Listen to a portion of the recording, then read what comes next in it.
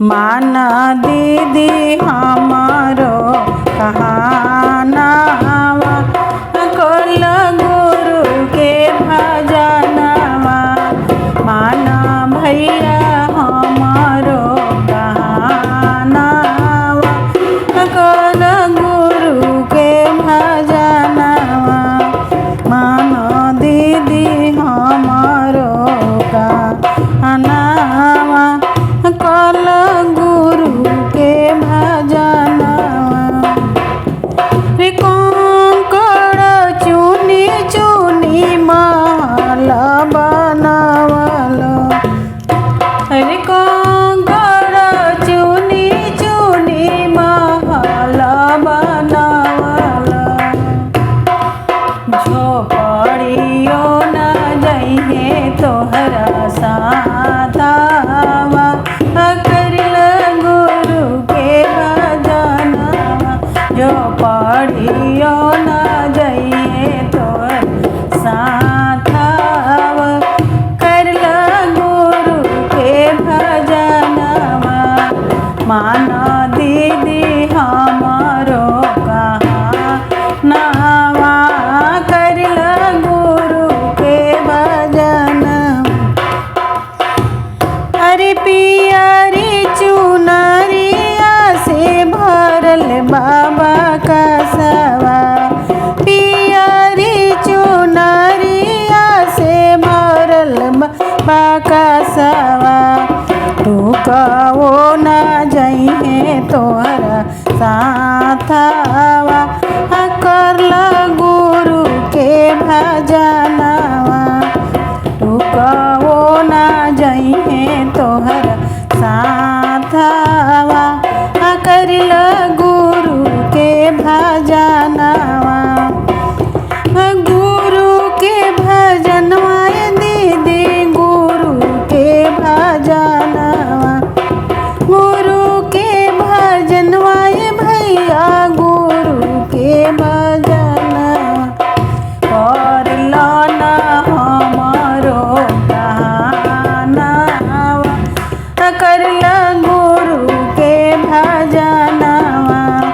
माना दीदी हमारो कहानावा करल गुरु के भजनवा।